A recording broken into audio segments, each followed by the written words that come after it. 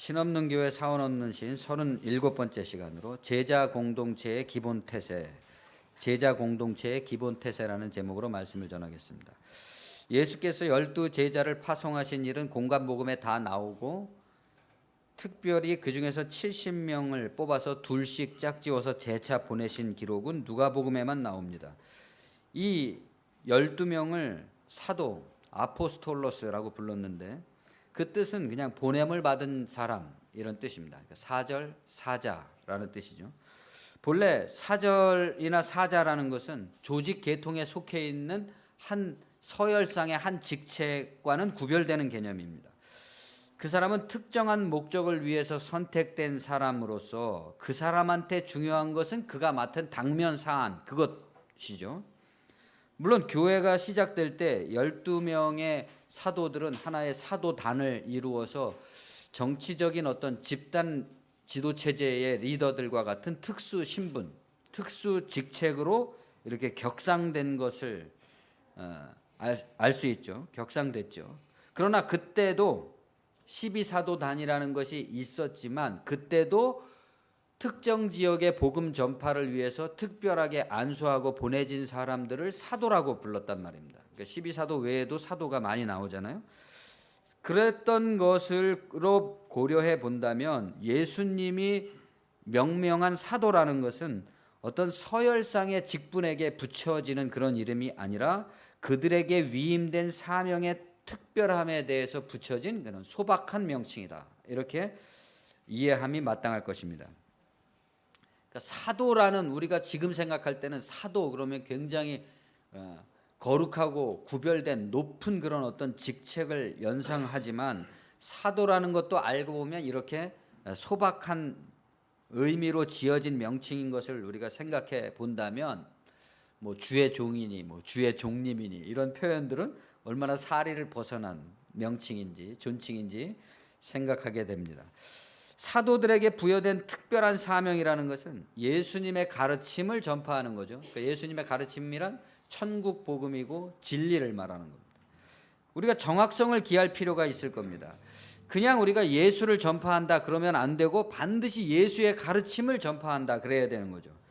그러니까 훗날에 와서 나중에 이제 기독교가 다 성립된 다음에는 기독교인은 누구냐? 예수를 전파하는 자다 이렇게 표현하게 됐지만 그때도 예수를 전파한다는 말 속에는 그냥 뜬금없이 예수를 전파하는 게 아니라 예수의 가르침을 통해서 예수를 전파하는 거죠.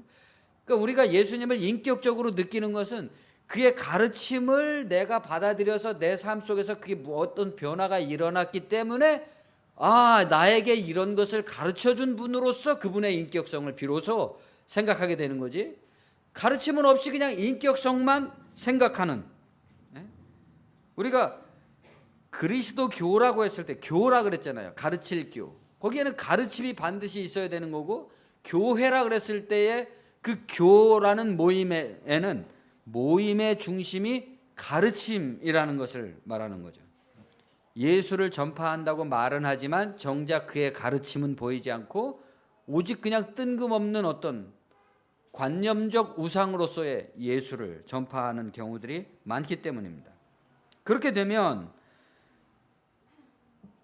마치 사이비 종교처럼 신의 명목은 있는데 실질적인 신은 없기 때문에, 삶으로 오는 신은 없기 때문에 그 신과 자기들을 연결해주는 어떤 신의 대리자가 필요해지겠죠. 교조 같은 사람들이. 그런 사람들을 숭배하게 됩니다. 신 대신 숭배하게 됩니다. 그런 종교에서 눈앞에 종교 지도자들을 우상화하게 되는 것은 아주 흔한 일이죠. 말로는 대중을 위해서 봉사하는 지게진 머슴인데 실제로는 그 누구도 넘볼 수 없는 어떤 성역, 거룩한 영역 속에 거주하는 신의 대리자가 됩니다.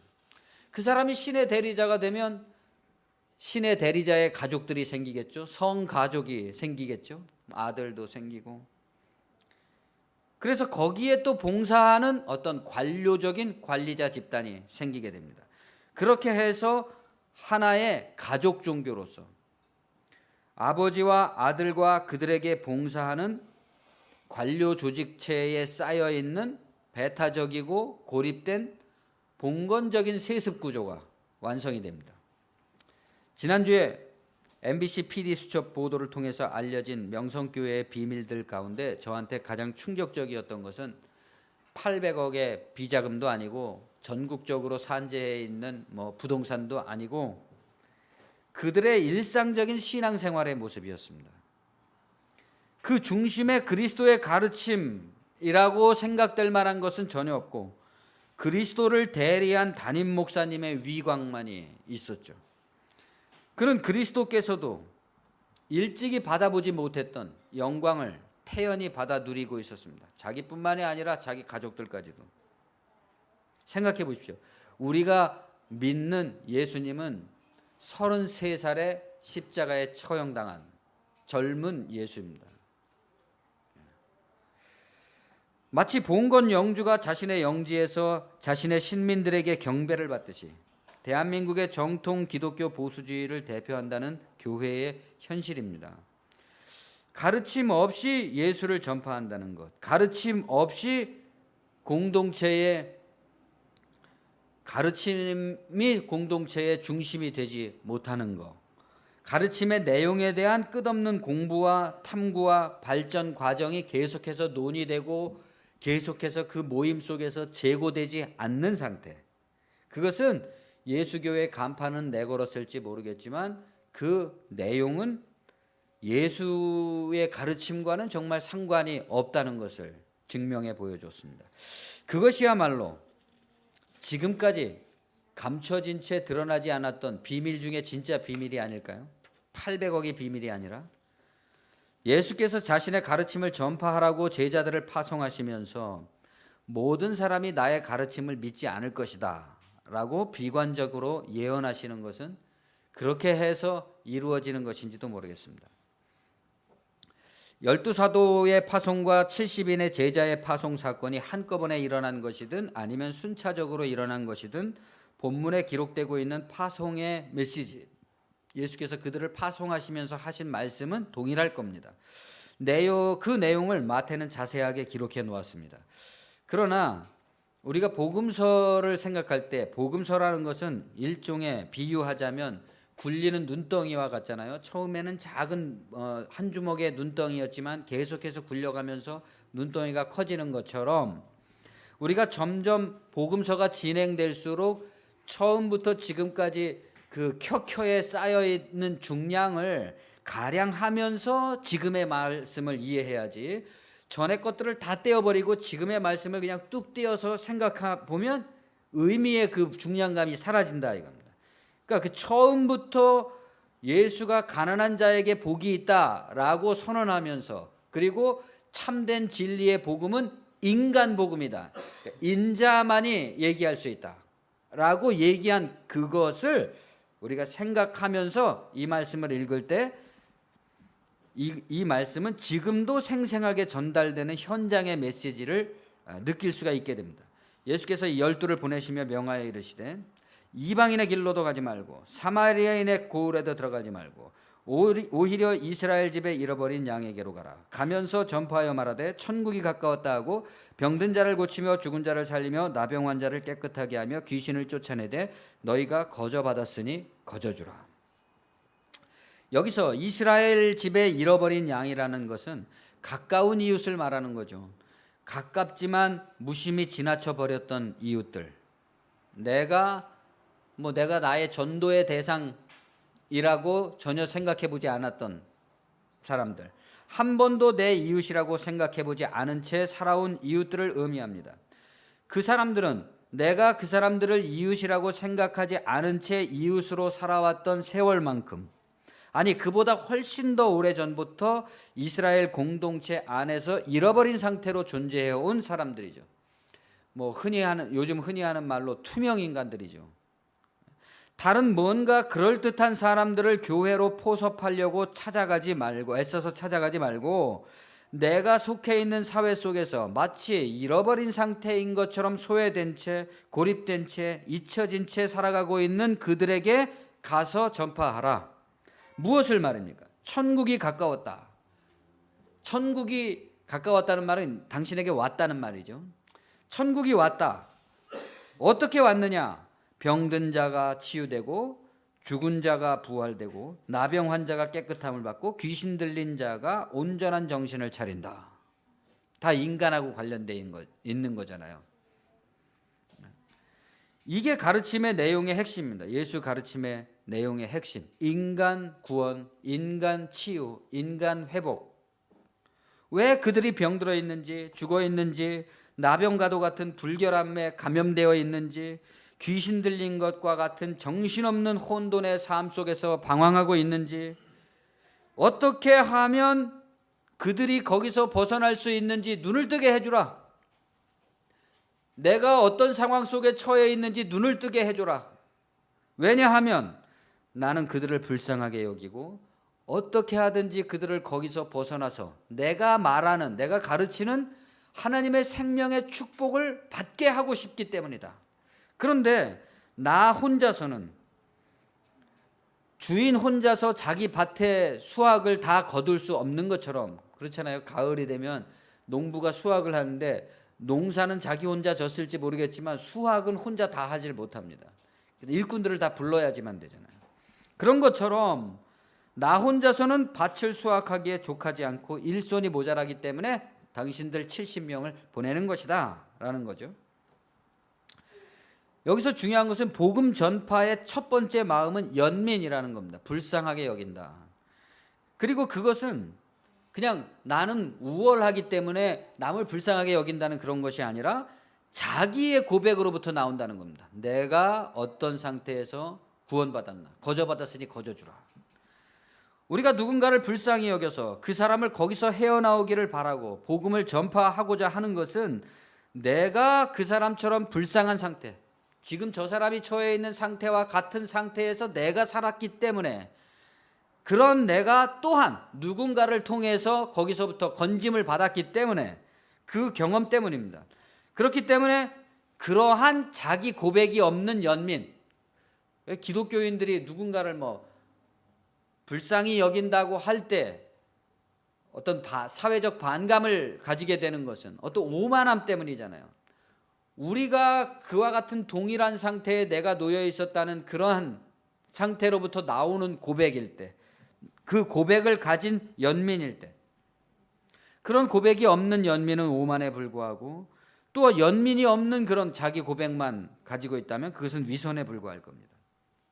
그런데 그러면 개구리가 올챙이적 생각 못한다 라는 말이 아니라 될성부른 나무는 떡잎부터 알아본다, 이렇게 우리가 생각해야 된다는 겁니다. 성경의 말씀은 본래부터 그러한 출발을 가졌기 때문에 그 결과에 도달했다는 거죠. 항상 나무는 각각 그 열매로 안하니 가시나무에서 무화과를 또는 찔레에서 포도를 따지 못한다 그랬습니다. 그러니까 어떤 사람의 현재의 열매는 곧 그 사람이 그 나무라는 거죠. 우리가 모를 때는 상관없지만, 진리를 모를 때는 상관없지만, 진리를 알았다고 하면서도 어떤 열매를 맺었다면 그것은 그 나무가 본래 그 나무라는 것을 말해준다. 처음부터 위임받은 가르침의 내용이 분명하지 못했기 때문에 내가 뭘 위임받은 건가, 그래서 자기가 어떤 사명을 띠고 가는 건지가 중간에 헷갈리게 된다. 인생의 상황이라는 것은 죽음을 향해 있는 하나의 자율적이고 고립된 체계에 갇힌 상태인 거죠. 그렇기 때문에 이 죽음이라는 어떤 공통된 체계 속에서는 어떤 일이 벌어지든지 간에 그것이 좋고 나쁘고 옳고 그르고의 문제가 아니라는 겁니다. 복음의 관점은 모든 귀결이 죽음을 향해 있다는 이 현실에서부터 깨닫고, 그러면 이 죽음에서 벗어날 수 있는 가능성은 무엇이냐 하는 데서 우리의 신앙의 의의가 있는 거죠. 사람들이 어떤 병에 걸렸는지, 단순히 무엇이 옳고 그르고 나쁘고 좋고의 문제가 아니란 말입니다. 사람이 왜 병에 걸려 있는 건지, 어떻게 죽어가고 있는 건지, 얼마나 비참한 상태로 방치되고 있는 건지, 무엇에 정신없이 쫓기고 허둥대고 도망치며 끌려다니고 있는지, 그렇지 않습니까? 이것은 의로운 사람도 그렇고 불의한 사람도 그런 겁니다. 착한 사람도 그렇고 나쁘다고 하는 사람도 똑같은 죽음의 상황에 놓여 있는 겁니다. 착하기 때문에 해결되는 것도 아니고 의롭기 때문에 해결되는 문제도 아닌 거죠. 거기서 벗어난 고백을 가진 사람, 내가 그런 상태에 놓여 있다, 거기서 벗어났구나 하는 고백을 가진 사람이라면 이제부터는 내가 가진 보냄을 받은 사명이라는 게 무엇인지가 너무나 분명하다.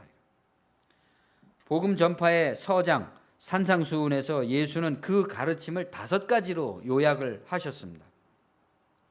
모세가 10계명을 주었잖아요. 그 10개의 계명을 구조적으로 분해해 본다면, 정확히 그런 것은 아니지만 구조적으로 분해를 해본다면 앞에 5계명은 하나님을 향한 계명이라고 할 수 있고 뒤에 5계명은 인간끼리의 계명이라고 할 수 있을 겁니다. 그런데 예수께서는 모세가 얘기한 앞에 5계명을 싹 떼어버리고 뒤에 5계명만을 가지고 얘기를 하셨단 말입니다. 뒤에 5가지 계명만, 인간을 향한 계명만을 가지고 얘기를 하시게 되니까 어떻게 됐어요? 하나님을 향한 계명을 떼어내 버리니까 성전과 율법과 제의와 성직자 조직을 중심으로 한 종교적 체계를 거부하게 됐습니다. 부정하게 된 거죠. 그것을 부수고 그것을 대체할 새로운 체계를 창립하시려는 게 아니라 돌 위에 돌 하나도 남지 않게 함으로써 그러한 체제에 예수를 통해서 거듭난 사람은 이제 더 이상 그러한 체계에 가입되지도 않고 가담하지도 않는 본래 하나님 종교로 돌아가게 하려고 했다. 본래 하나님 나라 종교.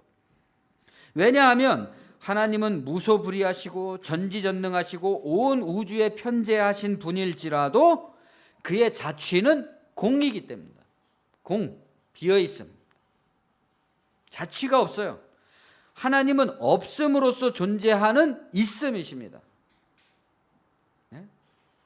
그러나 없음으로 존재하시는 있음인 하나님에게, 보이지 않는 하나님에게 사람들을 헌신하게 하려니까 수많은 종교가들은 사람들을 끌어들일 수 있는 대체물, 보이지 않으나 없음으로 있음의 상태에 계시는 하나님을 나타낼 수 있는 그림들, 물건들, 상징물들, 기호들 이런 것들을 사용하게 됐습니다. 그러니까 처음에는 모세의 구리뱀처럼 그것은 하나의 구원을 상징하는 어떤 상징물로 여겨졌지만 오랜 세월 동안 사람들이 그것을 만지고 그것에 경배하고 그것을 추앙하고 그것을 통해서 자기를 기도를 하고 그러다 보니까 그것 자체가 하나의 우상이 돼서 정말 신을 대체하게 돼버렸다. 신을 대체하게 된 거죠. 그 만들어진 우상에 믿음을 기대다 보니까 나중에는 어떻게 되냐, 본래 없음으로 존재하는 있음이라는 하나님의 그 경륜을 망각했습니다. 이제 있음이 아니고서는 손으로 만지는 것이 아니면 믿음을 못 믿게 됐어요. 그러니까 없음으로 존재하는 있음이라는 것이 사람들에게 혹여 진짜 없는 것처럼, 그렇게 무신론자들은 그렇게 이해하잖아요. 우리가 하나님은 없음으로 존재하는 있음이시다 그러면 그런 넌센스 같은 말이 어딨냐? 없음으로 존재하는 것은 그냥 없음이지 이렇게 말할까 봐 두려워서. 하나님은 텅빔으로 존재하는 실존이라고 말할 때 안 믿는 사람들이 그런 넌센스가 어딨냐, 텅빔 자체는 그냥 없는 것이지 공허지라고 무시당할까 봐 두려운 나머지 사역자들은 대중들을 계속해서 그러한 무신론자들의 현혹으로부터 붙잡아 놓기 위한 각종 기술과 기법을 개발했습니다. 발전시켜 왔습니다. 그리고 지금 그것들이 위선적이고 교활한 종교 사업가들의 극에 달한 부패에 의해서 사기로 고발당하기에 이르렀습니다. 예수의 5가지 계명을 위해서 그런 것들은 전혀 필요가 없다는 겁니다. 그 말씀을 드리려는 겁니다. 필요치 않은 게 아니죠. 예수가 말씀하신 5가지 계명과 그것은 전혀 상관이 없고 예수가 말씀하신 5가지 계명을 증명하기 위해서라면 우리는 그 어떤 기법도 기술도 필요가 없다. 예수가 가르친 하나님 아버지의 뜻, 그 없음으로 존재하는 있음이라는 그 경륜을 이 땅에서 실천하기 위한 인간 구원의 5가지 계명은 이것이었습니다. 다 기억하실 겁니다. 첫째, 화내지 말라. 둘째, 쾌락에 물들지 말라. 셋째, 맹세하지 말라. 장담하지 말라는 거죠. 넷째, 악을 악으로 대항하지 말라. 다섯째, 사람을 차별하지 말라. 이게 인간의 인간다움으로 존재하면서 인간을 구원하는 참 인간의 모습이라는 겁니다. 하나님적 인간의 모습이라는 거죠. 인간 구원의 최소 조건이고 인간 해방의 필요 충분입니다. 없음으로 존재하시는 하나님께서 없음으로부터 우리를 이렇게 있음 가운데 있게 하셨을 때 우리 인생의 의의는 무엇이냐? 우리가 본래 없음으로부터 이렇게 있음으로 잠깐 존재하게 됐다는 사실을 깨닫게 되는 것이다, 이겁니다. 그렇게 됐을 때 그 깨달음이라는 것은 우리는 절대적인 존재가 아니라는 거죠. 인간은 절대적인 존재가 아니라는 거죠. 완벽한 존재가 아니라는 거죠. 그래서 우리가 서로가 완벽하지 않은 존재라는 것을 인정하게 되는 것, 서로를 불쌍히 여기고 서로를 연민하게 되고, 그렇게 될 때 절대적인 것이 아니라면 화내지 마십시오. 절대적인 것이 아니라면 육체의 만족을 위해서 산다는 것은 의미가 없습니다. 절대적인 것이 아니라면 장담하고 큰 소리 치면서 최종 판단을 내리는 행위들은 과분한 짓인 것이죠. 절대적인 것이 아니라면 악을 악으로 갚는 것은 그냥 악의 악순환일 뿐입니다. 절대적인 것이 아니라면 사람을 여하한 이유로 차별하는 것은 있을 수가 없는 일입니다. 자기를 절대시하고 현재의 상태를 절대시하게 되면 사람은 그 상황에 고립되고 단절되게 됩니다. 고정되고 집착하고 고집스러워집니다. 싸우게 되고 분노하게 되고 미워하게 되고 절망하게 되고 거기서 헤어나질 못하게 되죠. 비참해지고 병들고 불행해지고 생명이 없기 때문에 죽음의 지배를 받게 됩니다. 결국 자기가 왜 사는지 무엇을 위해서 사는지 알지 못하는 혼돈된 정신 가운데서 인생의 소중한 이 있음이라는 기회를 허비하고 말게 됩니다. 절대적인 것이 아닌 것을 깨달았을 때 그 모든 병들고 귀신 들린 상태에서 눈을 떠서 내가 지금 왜 여기에 이러고 있는 것이지? 언제까지 이렇게 할 것이지?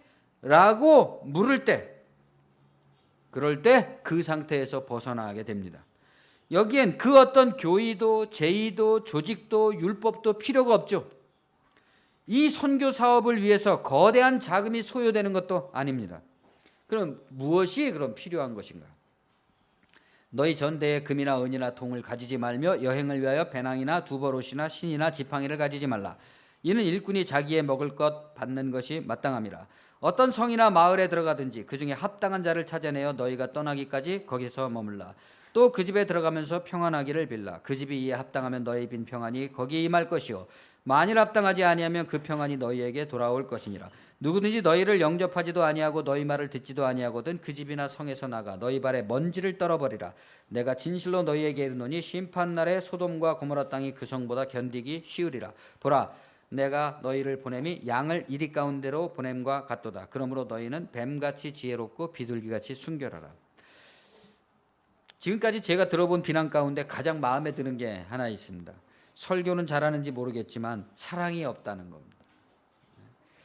아마 제가 어떤 면에서 비타협적으로 매우 깐깐하게 굴었던 모양인데 목사로서 가장 모욕적인 비난인 것 같지만 저는 내심 이 비난이야말로 우리들의 목회 현실에서 우리가 오해를 무릅쓰고라도 견지해야 되는 어떤 것이 분명히 있다는 것을 가르쳐 준다는 생각이 듭니다.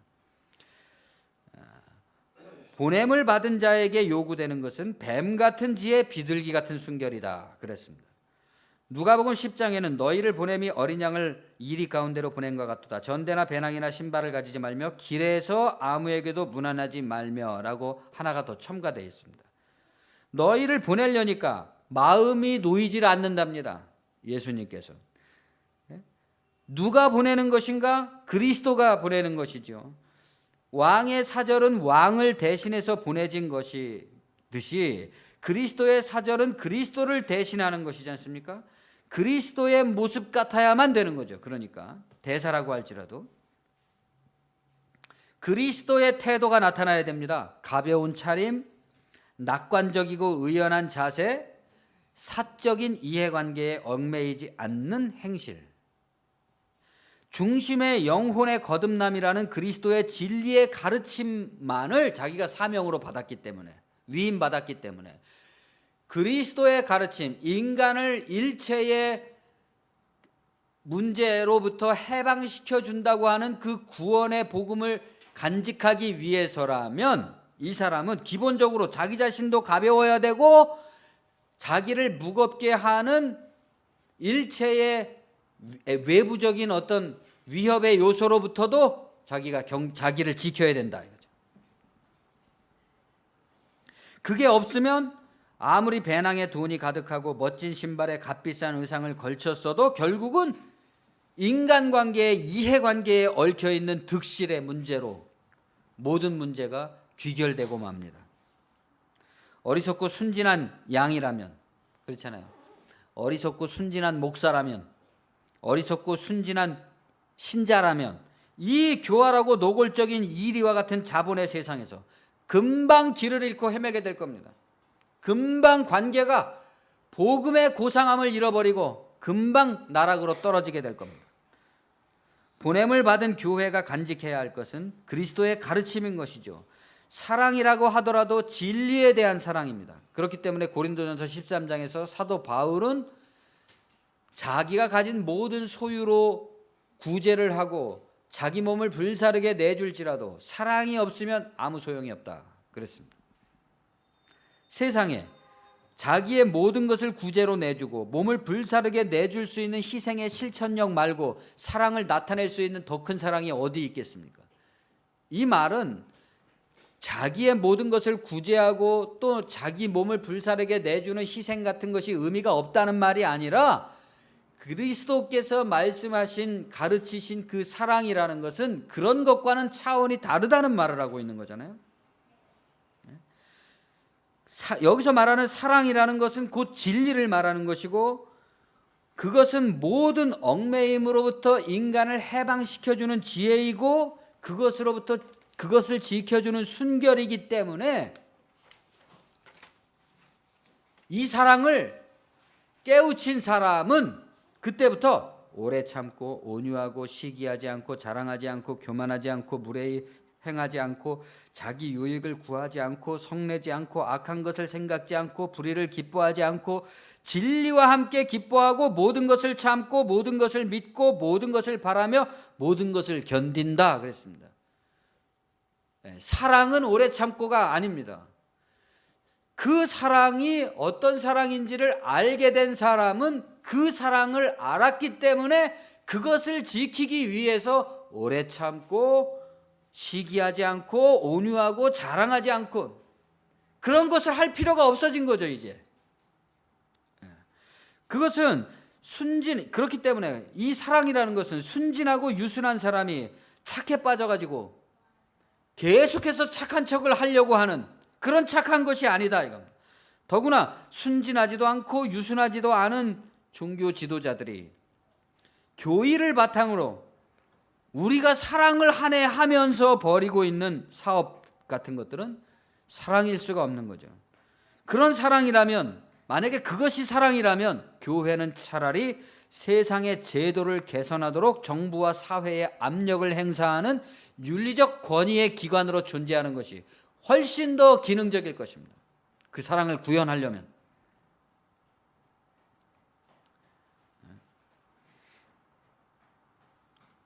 중요한 것은 아무리 훌륭하고 덕스러운 일일지라도 결국 서로를 얽어매이게 만들어내는 이해관계에 빠져들게 된다면 진리의 사랑에서 이탈하게 된다는 것입니다.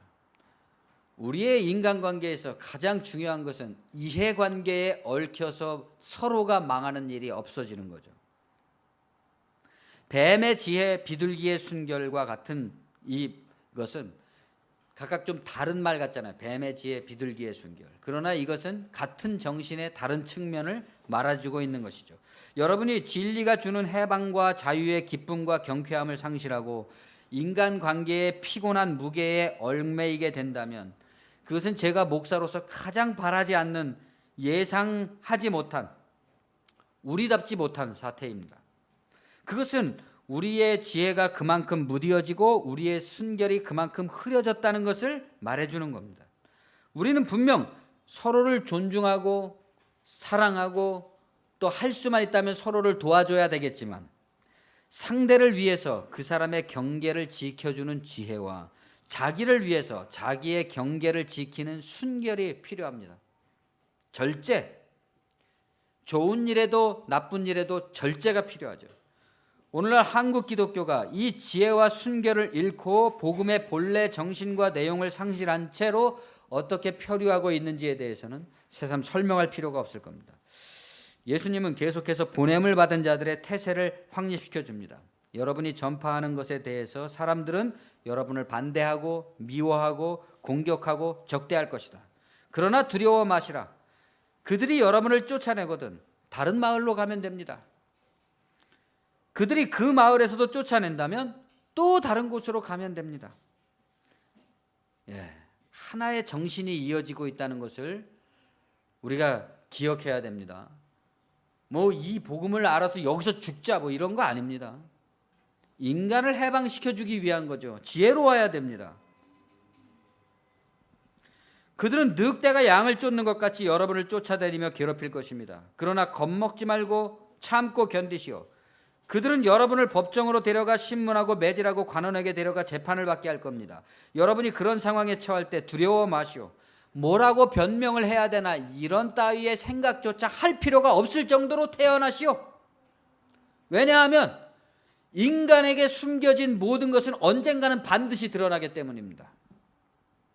여러분이 지금 골방에서 몇몇 사람들에게 하고 있는 이 말은 나중에는 수천 명의 사람들에게 퍼뜨려질 것입니다. 사람의 영혼에 숨겨져 있는 것은 결국 다 드러나게 될 것이기 때문에, 그러니까 누군가가 우리를 회방한다면, 이 마을에서 쫓아낸다면 곧바로 다른 마을로 가야 되겠지만, 만약에 어떤 상황에서 나의 믿음을 증명해야 되는 그런 순간이 오게 된다면 그때도 두려워할 필요가 없다. 그러니까 앞에 누군가 핍박을 할 때 도망가는 정신과 누군가 나를 핍박을 해서 나의 신앙을 물을 때 태연하게 말할 수 있는 것은 같은 것입니다. 다른 게 아니에요. 도망가는 마음도 같은 마음이고 또 맞서서 결연하게 싸우는 것이 같은 마음이다. 이겁니다. 도무지 두려워하지 마시오. 그러면 뭘 두려워해야 되느냐? 여러분의 육체를 죽일 수 있는 사람들이라고 할지라도 그 사람들은 영혼에 대해서라면 아무것도 할 수 없기 때문에 두려워하지 말아야 됩니다. 그럼 뭘 두려워해야 되느냐?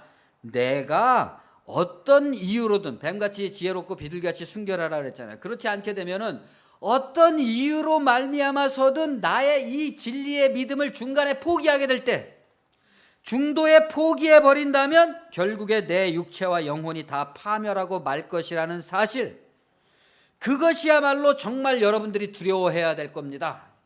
여러분 신앙생활 잘 하다가 여한 이유로, 거기에 무슨 어떤 핑계가 있든지 말입니다. 어떤 핑계가 있든지 이 진리가 나를 구원해 주었다는 그 믿음의 신앙에서 벗어나게 된다면 그것은 가장 두려워해야 되는 상황이다. 왜냐하면 그 떨어진 상태에서 죽게 되면 그거 어떻게 되는 겁니까? 영혼과 육체가 다 파멸하고 마는 거잖아요. 참새 2마리가 한 아사리온에 팔리지 않습니까? 그러나 그것들도 아버지의 뜻이 없으면 죽지 않습니다. 아버지의 뜻이 없으면 머리털 하나라도 머리에서 떨어지지 않을 겁니다. 그러므로 여러분이 아버지의 뜻을 깨달았다면 무엇을 두려워할 필요가 있겠습니까? 아버지의 뜻이 내 마음속에 들어와서 내가 아버지의 뜻과 일치가 되었다면 그것이 죽음이든 삶이든 고통이든 고난이든 어떤 상황이든지 무엇이 두려우냐? 진정 두려워해야 될 것을 알았기 때문에 다른 것은 두려워할 필요가 없어졌다 이겁니다. 진정 두려워해야 될 것을 몰랐을 때는 쓸데없는 두려움 속에서 내가 그 두려움 때문에 영향을 받아서 나의 모든 것을 거기에 투사하는 나머지 길을 잃게 되었지만, 이제 진정 두려워해야 될 것을 알았기 때문에 다른 것들은 하나도 두렵지가 않게 됐다. 그렇기 때문에 여한 이유로 여러분이 믿음을 포기해서는 안 되는 것이죠. 두려워하지 말고 그것에 직면해서 맞서 싸워나가야 됩니다. 나에게 풀리지 않는 의문이 있다면 하나님, 이것이 도대체 어떻게 된 일입니까? 라고 끊임없이 물어야죠. 진리는, 내가 배운 진리는 이러이러한 것인데 왜 나에게는 그 진리가 적용되지 않는 것입니까? 라고 묻는 상황 속에서 결국은 자신의 문제가 해결되고 그 속에서 자아가 끊기고 새로운 영의 해방이 일어나서 모든 상황이 새롭게 보이는 안목이 일어나게 될 것입니다. 모든 상황을 두려워하지 않는 것, 이것이 복음을 맡은 자의 기본적인 태세다. 예수는 말씀하십니다. 모든 사람이 나의 가르침을 믿지 않을 것이라는 사실을 나는 알고 있습니다. 내 가르침을 믿지 않는 사람들은 그것을 싫어할 겁니다. 왜냐하면 나의 가르침을 받아들이게 된다면 그들은 지금까지 그들이 사랑하는 것을 잃게 될 것이고 그로 인해서 끝없는 분쟁이 일어날 것이기 때문입니다. 이처럼 내 가르침은 불과 같이 세상을 불태울 것입니다. 분쟁이 일어나는 것 상황을 마치 이제 불을 던졌다.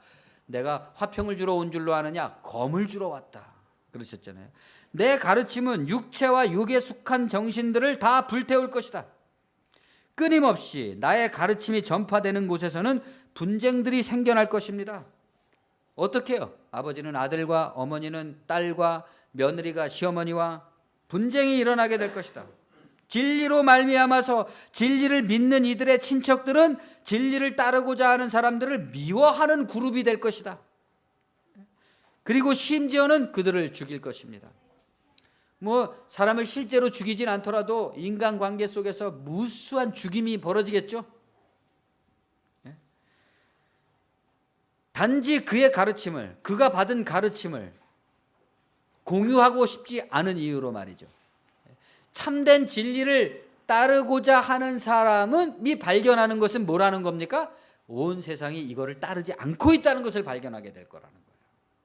그리고 내가 이 진리를 따르고자 하는 것을 온 세상이 다 회방할 거라는 걸, 회방한다는 걸 알게 될 거라는 겁니다. 적극적으로 회방하는 것이든 아니면 간접적으로 회방하는 것이든 말이죠.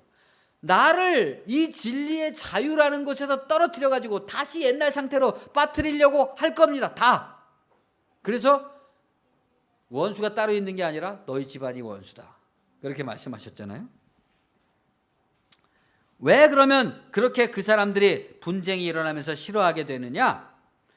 아버지도 어머니도 자식도 그의 모든 재산도 그 사람에게는, 진리의 가르침을 깨달은 사람에게는 더 이상 아무런 의미가 없기 때문입니다.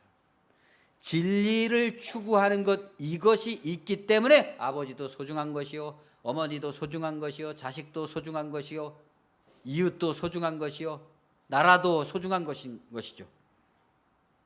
이걸 알게 된 거죠. 우리는 우리의 이 자아의 이 행복을 추구하고 자유를 추구하고 이 죽음의 상태로부터 벗어나고자 하는 이것이 해결받는 것이 가장 기본적인 것이라는 것을 알았단 말입니다. 오늘 설교의 제목을 제자 공동체의 기본 태세라고 했습니다. 12사도로부터 시작된 파송은 70인을 거쳐서 이제 교회에게로 옮겨졌습니다. 신자들의 모임인 교회를 무엇이라고 규정할 것인지 의론이 분분하겠지만 저는 그것을 제자 공동체, 다른 말로 하면 사상의 연대다, 이렇게 표현할 수 있겠죠. 우리는 모두 그리스도의 제자로서 모여 있는 것이죠. 네? 그리스도의 제자입니다. 그런데 여러분이 생각해 보세요. 여러분이 마음에 눈을 감고 상상을 해보세요. 나는 예수님, 나의 스승이신 예수님을 어떤 모습으로, 어떤 이미지로 기억하고 있는가? 어떤 사람은 성모 마리아 품에 안겨있는 아기로 기억하고 있을지도 모르죠. 그에게 각인된 예수라는 이미지가.